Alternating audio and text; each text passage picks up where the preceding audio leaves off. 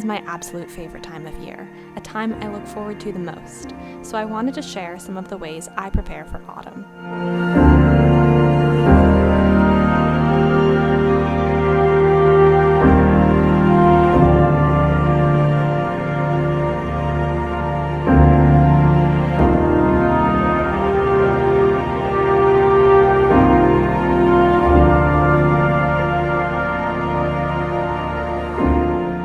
In The House Book by Eliza Leslie, published in 1840, she recommends to have the house completely clean from top to bottom early in the autumn, as soon as the leaves become tinged with brown.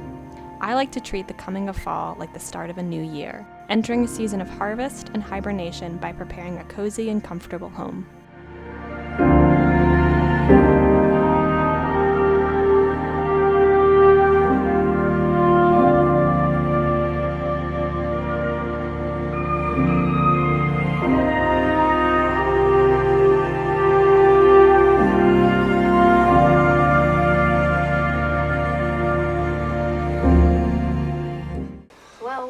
There's no punchline. That is the punchline.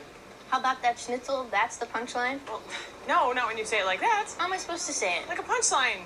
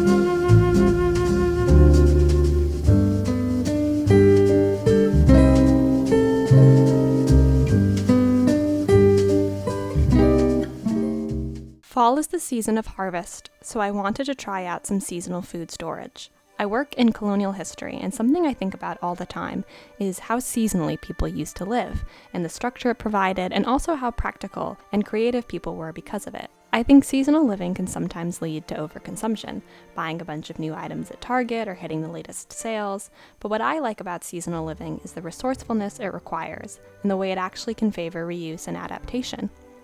One common theme in colonial housework was making sure possessions lasted a long time. Wood carpets were rolled up with tobacco, and bed curtains were sprinkled with pepper, and wrapped in storage before they were stored away. Airing out mattresses and rugs, scouring floors, and covering furniture with slipcovers reduced the wear and tear of everyday use. Different items were changed out seasonally. Heading into fall, you would want to put your feather beds back on your straw mattresses, replace your straw matting with wool carpet, and trade your summer blinds with heavy winter sets. Rooms would be used seasonally as well, with families moving upstairs in cooler weather and spending more time gathered around the hearth. Preparing these harvest recipes helps me get into the mindset of autumn, as a preparation for winter and a way to use the resources that can come with any season.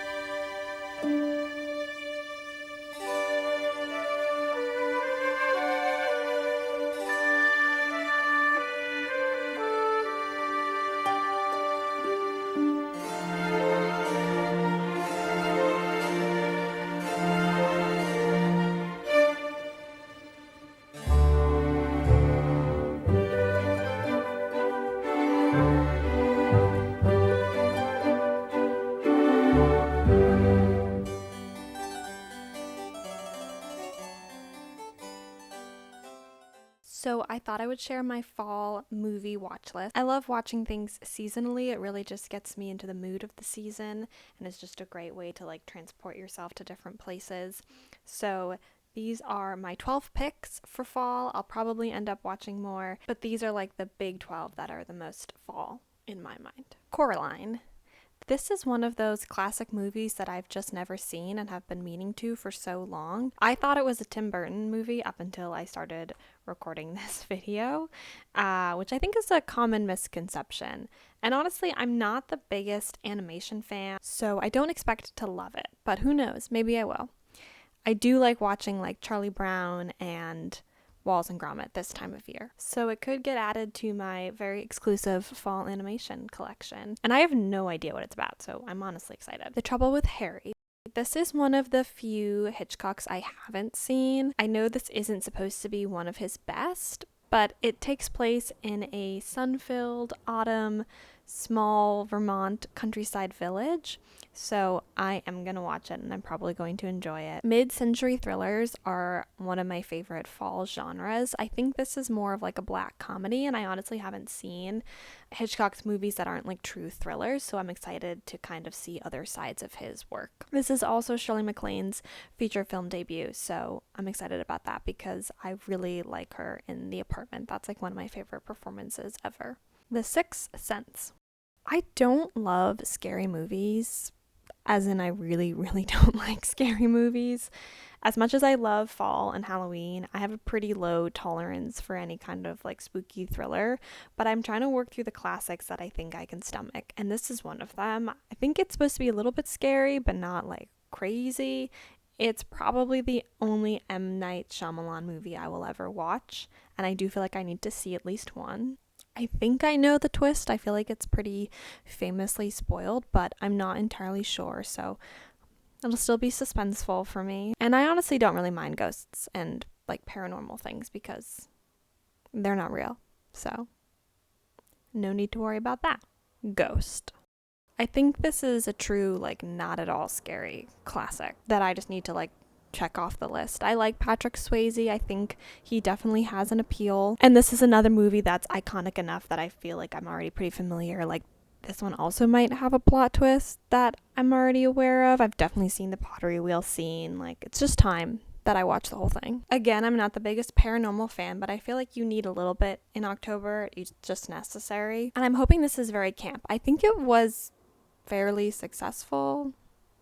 Yeah, it was the third highest grossing film of all time at the time. So I think we would consider that a bit of a success. So definitely not a cult classic, but I hope that's what it's giving. Amalia.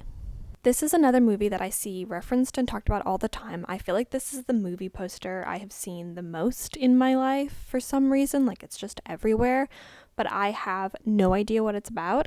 I've seen it on people's fall watch lists on Letterboxd, so I added it to mine. I don't know why it's categorically fall, but I really know nothing about it, and I think that's sometimes so fun to go in totally blind. So I'm looking forward to this. Indignation. This has been on my watch list for probably 8 years. It's set at a small college in Ohio in the 60s, so this is fulfilling my academia requirement for fall. And as I said, I love mid-century fall themes. And I also just love Logan Lerman. I especially loved him in 2016 when this movie came out, although not enough, clearly, to actually watch it. But I'm finally getting around to it. It deals with like anti-Semitism and sexual repression. I think it's going to be interesting. It's a Philip Roth novel. I know it didn't like do numbers. It's not a movie I see talked about a lot, but maybe it'll be a quiet classic. New favorite. Written on the Wind. This is a Douglas Sirk drama. Douglas Sirk is just very autumnal to me. I'm probably saying that because I think I've only actually seen one of his movies, which is All That Heaven Allows, which is set in fall, but he just uses colors really well to create atmosphere and moods. It's just very vibrant and immersive world building in that one movie. So that's what I'm hoping for with this one. I just love a small repressed town in the 50s. That is really what fall is all about. Also Rock Hudson and Lauren Bacall, all-star cast. I expect to find some home decor, wardrobe inspiration if nothing else. And Rock Hudson better wear a flannel. A Tree Grows in Brooklyn. Great book. Read it probably 10 or 15 years ago, and I still remember, like vividly remember scenes from it. So that's how you know it was a good book. I've been meaning to watch the movie for a long, long time. It's about a working class family in Brooklyn in the early 1900s and focuses specifically on the coming of age story of the daughter, Francie Nolan. Again, I just like black and white dramas this time of year. Elia Kazan is one of my favorite directors. I think he has a really interesting kind of prescient and forward-thinking perspective, so I'm excited to see what he does with this story. Zombieland. Again, filling in movies that are not really scary but have a spooky or monster Halloween kind of theme. I've done werewolves, I've done vampires. I feel like I need to do zombies now. Also, I just really love Abigail Breslin. She did not have the career that I think she deserved, so I'm working my way through her filmography. It deserves my views, even if it wasn't what Abigail deserved. Cat People. My dear sweet brother put this on a 28th birthday recommendation list he made for me. Age reveal. And I'm really excited for it. I think this could become a new favorite of mine. It seems like it's super weird and zany. It's the 1940s, which I love. It's Jacques Tourneur. It's Jacques Turner, who made some of my favorite movies. So I'm setting this up to be like an all-timer. This could be 5 stars. I just need to read the Letterboxd description because it's so iconic. A Serbian emigre in Manhattan believes that because of an ancient curse, any physical intimacy with the man she loves will turn her into a feline predator. Perfect for fall. Perfect for like weird, offbeat, eccentric, spooky season content. You always need an ancient curse and a feline predator this time of year. In the mood for love. This is another movie recommended to me by my brother. It came out in 2000, but it is set in Hong Kong in the 1960s. Thought it would be good to get some non-Western mid-century vibe. I think it's a very like slow, moody drama. So I'm gonna love it. How to Steal a Million. I've been working my way through Audrey Hepburn's filmography because I'm trying to find one that I like. To be honest, no shade, Audrey Hepburn is one of my least favorite actresses. I just don't find her compelling.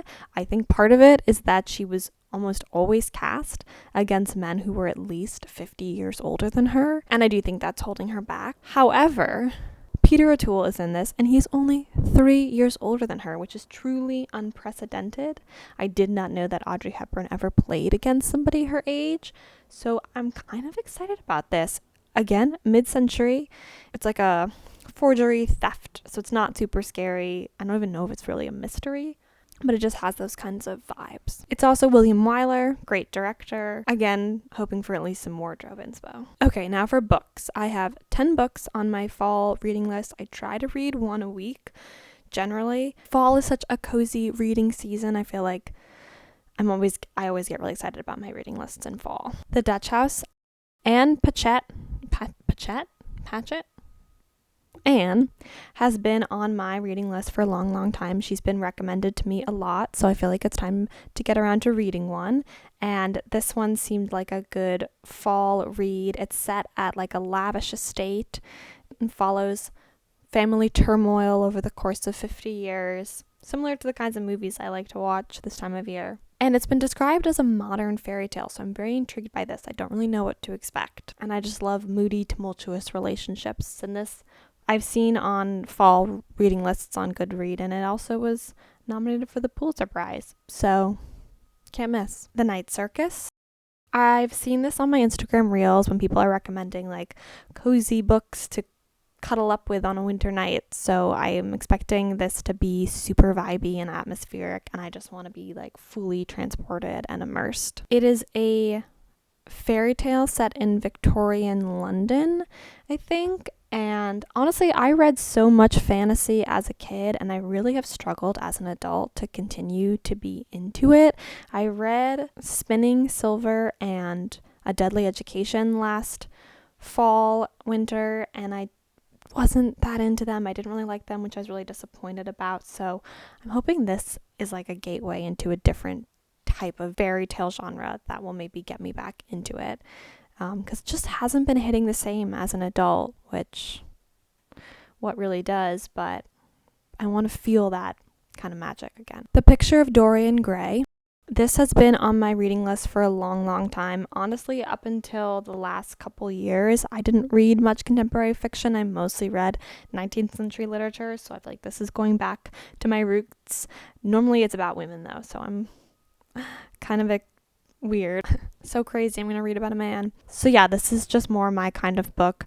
Reading Gothic literature by candlelight. That's just where I'm supposed to be in fall. If you're not familiar with the novel, it's broadly about infatuation with like youth and beauty, centered around this portrait of Dorian Gray. It's an Oscar Wilde novel. It's quite philosophical. So when I'm feeling academic and gothic and existential, this will be the world for me to live in. Halloween Party. I like to read Agatha Christie every fall. My top two are And Then There Were None and The Murder of Roger Ackroyd. I read that last fall. That was really good. I know that this isn't, or according to Reddit, this isn't one of the best Hercule Poirot novels, but I was just really intrigued by it because it's set at a teenage Halloween party and around the murder of a teenage girl, and I feel like I've only read Agatha Christie books about like stuffy middle-aged people, so I just thought that was just an interesting dynamic, like Agatha Christie and teenagers. So that one, it got on my list, and I will read them all anyway. The Scapegoat. This is a Daphne du Maurier novel. I've read 2 Daphne du Mauriers the last 2 falls, Rebecca and My Cousin Rachel, which I loved both of them. Rebecca especially, like immediately one of my favorite books. And I would also recommend the Hitchcock film. It's different, but it's very good. So I'm really hoping I like this as much as the other 2. This is a mystery about stolen identity. Her books are so immersive, and she's also just so good at deceiving the reader, not by having like a crazy plot twist, but by making you think and feel a certain way and then totally flipping that on you. It's her ability to like so fully place you in the character's head and in the world that you can't help but see it their way. So I'm just really excited to read this and really excited to experience a like surreal, psychological, character-driven nightmare. Just Don't Fall. I want to read a couple of like purely cozy fall rom-com type reads.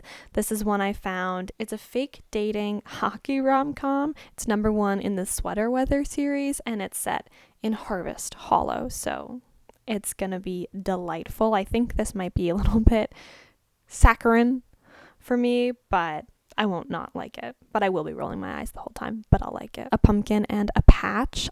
I think this one is a little bit spicier, so I expect to like it a little bit more. Might have a little bit more of an edge. It's a teacher single dad romance, so not a genre I knew really even existed, but now that I've heard about it, I am gonna have to read it. And I will curl up with a blanket and a pumpkin spice latte and not have a care or problem in the world. Probably read it in one sitting. According to Amazon, it has sweet, sizzling chemistry, so it's gonna get crazy. My Dark Vanessa. My understanding of this is that it's a little bit more of like a critical Lolita. It's about a very toxic relationship between an older teacher and a student. Although I've also heard that Lolita is kind of misunderstood. I'm definitely open to that book as well. That has been on my reading list for a long time. Would like to form my own opinions. As somebody who watches Pretty Little Liars regularly and really grew up on Arya and Ezra, it's just a dynamic that I'm intrigued by, and why people romanticize it and eroticize it when it's so unacceptable. But yeah, what I've heard is that this is a very critical and definitely upsetting. Definitely would check trigger warnings before reading it, but I don't want to totally aestheticize it by saying it's like a dark academia read, because I think it is quite upsetting, but I think it will be compelling and well done. That's what I've heard. Camila. This is a 19th century gothic sapphic vampire novel. I have seen The Vampire Diaries and I have seen Twilight, but neither of them is like particularly important to me. I'm not like a vampire enthusiast, but like I said, I do love 19th century literature, and I definitely have not read enough sapphic literature, so let's get going. And I do find more interest in the monster horror genre this time of year than any others, so it's my one opportunity. And I would love to be into vampires. Maybe that'll become part of my brand once I finish this book. In the Company of Witches. I'm also generally not a big witch person. I don't like practical magic. I've never seen Hocus Pocus, but I've heard that this is like a Sabrina Carpenter. Sabrina the Teenage Witch and a Gilmore Girls crossover. So I couldn't resist. And I wanted some more cozy type reads. I think this is very fun and vibey and lighthearted. It's set in a New England town, no better setting, so I might like it. You'll find out. So that's what I'm going to be reading and watching this fall. If you're interested in what I think about all of them, definitely check back later, because I'm sure I will yap about them at the end of the season on here. Also, if you have any recommendations, please leave them in the comments. I feel like I'm missing some like true classic purely fall vibes, especially from my reading list. So if you have any favorites, definitely let me know about them. I would love to know what you are reading and watching this fall. But I will see you soon with some more aggressively fall content. How many times did I say fall in this video?